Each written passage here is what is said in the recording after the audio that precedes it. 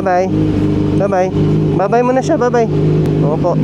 Ayun guys, dumating na rin ang araw na mabebenta siya. Nagmamadali din kasi yung buyer. Bagong uwi siya sa kakauwi niya lang sa Pinas. Tapos naghahanap ng big bike. Yan, natipuhan tong si Eco or tong Z1 natin, no. Saddest day. It's a sad day, pero syempre wala tayong magagawa, ganun talaga. Hindi ko lang siya napunasan kasi nagmamadali yung alauna dapat Last ride natin, tapos ngayon ko lang sinuot tong kulay black ko na suit. At saka pinagtatanggal ko na yung attachment niya, yung para sa cellphone at saka dun sa camera. Problema nito, paano ko uuwi?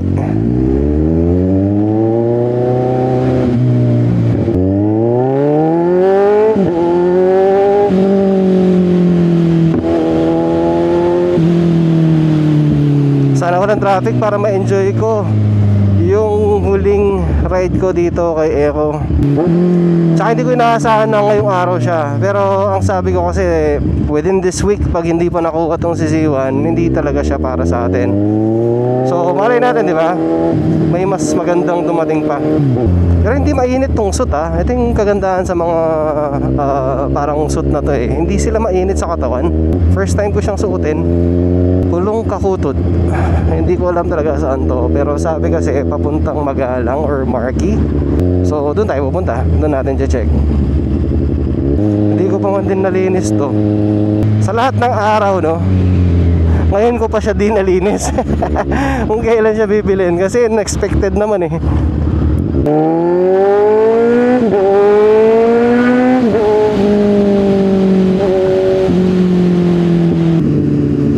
Tanong nga ako kasi hindi ako sure kung saan yung Pulong Kakutod talaga Pero palagay ko sa nga yun. Napuntahan ko na yun nung bumibili ako ng pressure washing wand. Alam ko doon banda Palagay ko yun yung Pulong Kakutod.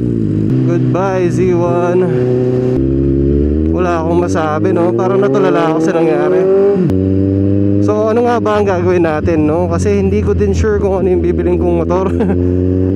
Nagdadalawang isip talaga ako kung magbe-big bike pa ako Isa pa yun. Siguro bigyan ko munang 1 week bago tayo makapag-decide kung PCX ba talaga yung kukunin natin or parang lower CC na big bike. Ako yung tao kasing kahit taga-Angeles, hindi ko matandaan yung mga lugar, yung mga pangalan ng lugar. Tanong tayo. Boss, ay, saan po yung Pulong Kakutod dito? Ano ba yan? Pulong Kakutod. Wala kang understanding. Ay, okay. Hindi nga, parang Indiano siya. Wala yata siya maintindihan.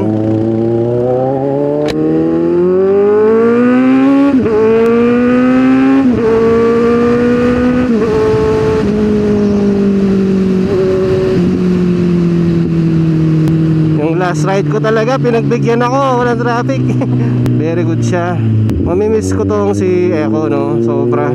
Alam mo yung may target ka na big bike, yung pangarap mo na big bike, tapos nakuha mo agad sa una mong big bike. Yun yung feeling niya Pero sad to say, he has to go. Siguro isang reason din is parang nag-mature na rin ako sa pag-drive. Hindi ko na hinahanap yung sobrang bilis, yung sakto lang. Siguro dito magtatanong-tanong ako, alam nila. Pulong Kakutod Phase 4. Ano ba to? Santo Cristo to Ang pangit lang ng yung araw ng pagkakabili, Sabado. Sarado yung mga bilihan ng mga motor Sarado sila pati bukas sigurado. So kung makakabili man ako, Monday na.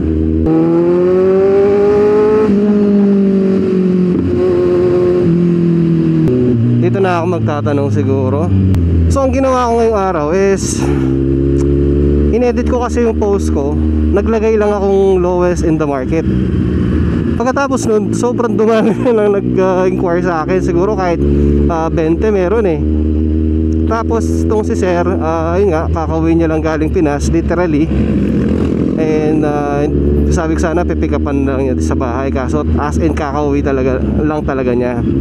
And gusto na niyang makuha ngayon. Sabi ko pwede naman daw bukas. Ang problema kasi hindi ko Mare-reserve to sir, unahan lang, sabi ko. Eh pinadala niya nga ngayon. So ayun. Kaya ito, naglalakbay tayo para hanapin yung Kakutod Base 4 Pulong Maragul. Nasaan yung Pulong Kakutod? Mali yata yung mali yata yung dinaanan ko. Parang hindi yata ito Pulong Kakutod. Magtanong-tanong muna ako, baka hindi pala dito, no? Tanong tayo dito. Bossing, pwede magtanong, saan yung Pulong Kakutod dito? Phase 4? Pangalawang tulay ho. Okay, thank you. Oh. Phase 4? Pagkababa lang ng overpass. Okay. Pulong Kakutod? Pulong Kakutod? Opo. Pagkababa lang ng ano. Phase 4. Phase 4 po. Sige. Thank you. Abot ka ako. Ay, ganda boss. Okay. Sila yung bumibili. Buti nakita nila ako, no? Ayan na si Bossing. Nako, totoo na nga to. Buti na lang nakita nila ako sa daan. Hindi na ako magtatanong-tanong. Ay, nako. Ano ba talaga? Natutulala ako guys. Wala akong masabi talaga, promise. Kasi hindi ko expect na ngayong araw siya mabebenta talaga. Walang plano eh. Wala man lang preparation talaga. So nung sinabi niyang sige sir, dalhin mo na, ayun. Nag-scramble na ako para ipunin yung mga gamit niya, yung mga papel. So yung paddock di ka pa nadala since nakaganyan lang tayo. Pipick upin na lang daw niya, pipick upan. So kaya tayo dadalhin, no? Hindi naman sana ambush to, no? Wag naman ho sana. Phase 4. Saan to? Malayo pa ata. Gusto ko sanang bilisan. Ang problema, baka bigla silang lumiko. May McDo dito, bago to Ayun. Huwag naman sana sobrang layo. Baka wala na akong makuhang Grab. Ito yung delikado dito sa ginawa ko. Wala akong kasama. Ay, basta, wag. Naku, liblib. May kukuha kaya ng Grab dito. Saan yung bahay nila? Kaya na? Ay.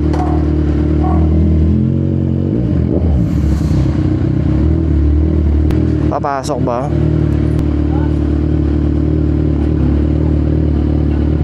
Bogya pala, siya po yung matuling na.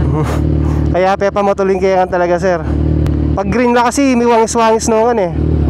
Pero ang kaya ng dano, 2027? Check tayo sir kitang papel. Kaya atandaanan eh.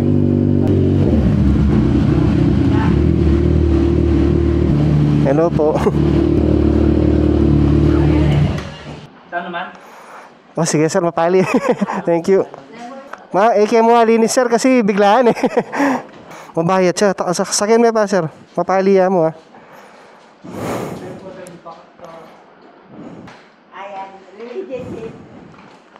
Apo, thank you po. Thank you.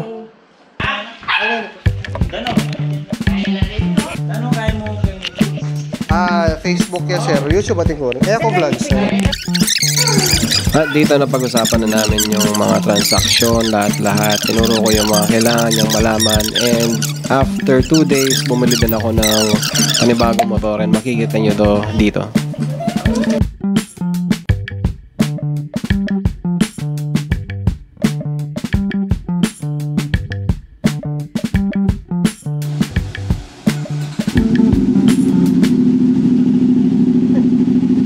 At ayun, first vlog natin dito kay, wala pa siyang pangalan, no?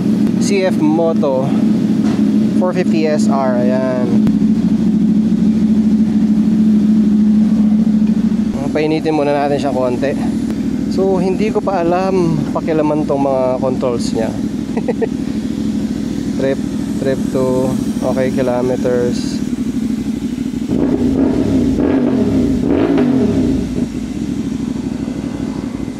Adjust natin konti.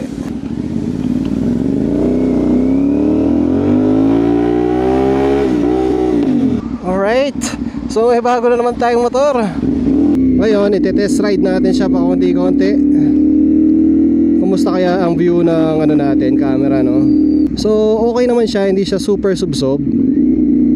Manageable.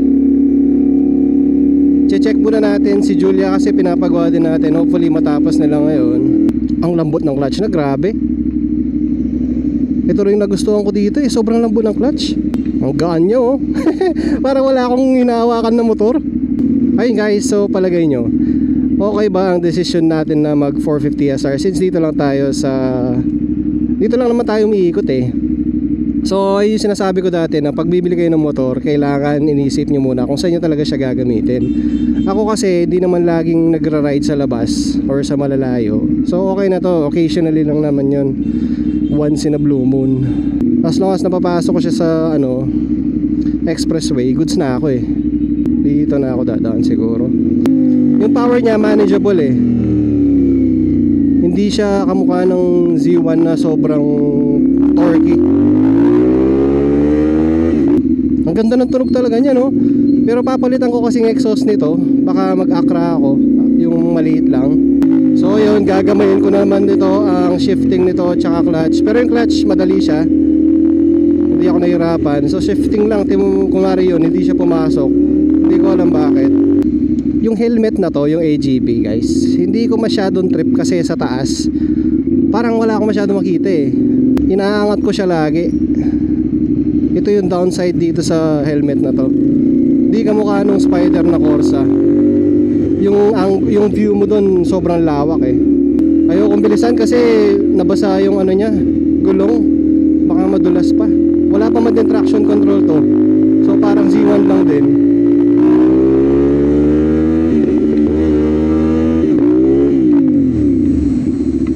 Hindi siya pumapasok. Siguro pag nakasapatos ako, hindi ko siya mahuli eh. Medyo nag-i-slide sa paa ko. Papakita ko lang din to kasi gusto kong papintura kay Mo yung mga scratches na meron siya.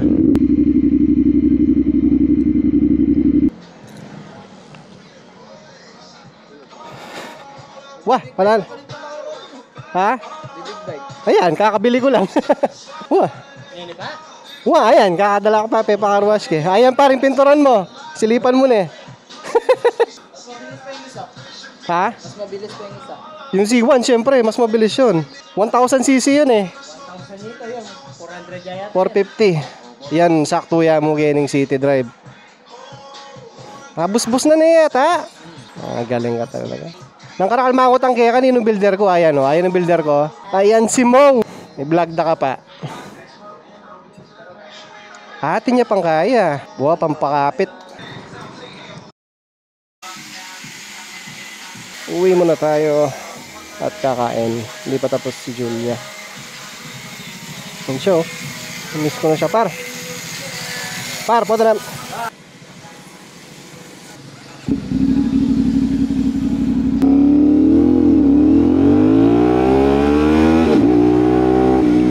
Ang sarap niyang i-drive. Siguro dito ako mag-start sa sports bike, and then pag tumagal, syempre baka mag-upgrade din tayo kasi gusto ko yung minimum na drive ko sa sports bike is 600cc eh. So yung ZX6R, yun yung tinatarget ko. Pero wag muna, okay na muna to for now. Kailangan ko muna siyang sanayin, i-enjoy ko muna siya. Hindi naman nagmamadali yan, basta may nagamit tayo motor, goods na yan. Gusto ko siyang i-try sa kahit sa ano lang, sa Clark or sa may Subic. Grabe, ang taas pala ng amps dito. Okay lang kaya?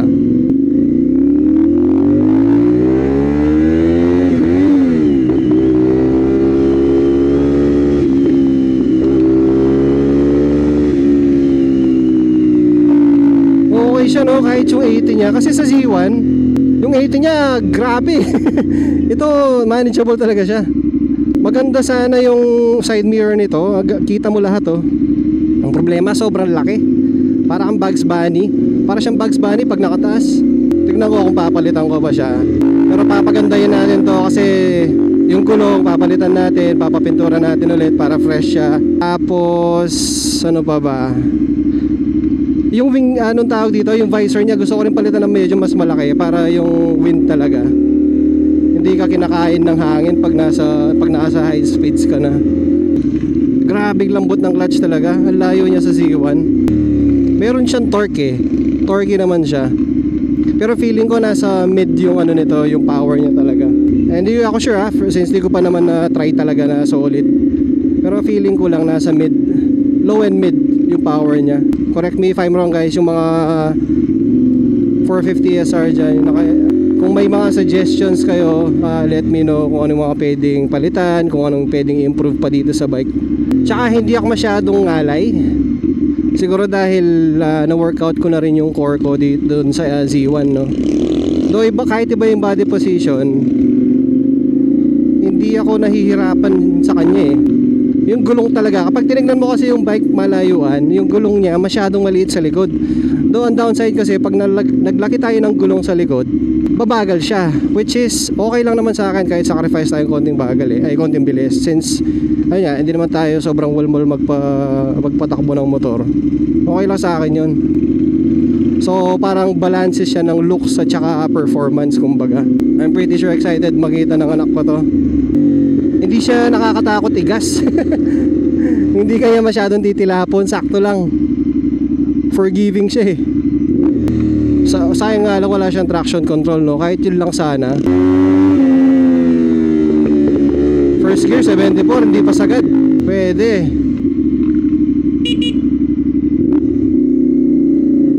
Pinsan ko yun.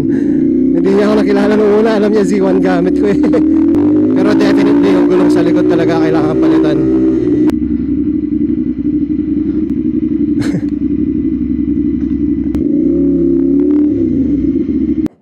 Kakakuha ko pa. Aligo. Smaller CC yan, 450 yan. Tunog yan Ducati eh. Na? Wow. Papintura kayo mukha mo. Ito yung dito ka scratch. May itong bayak ano eh. Aliya, sakto yan. Aliya, mas masigla ito. Pero yan kasi sports siya talaga.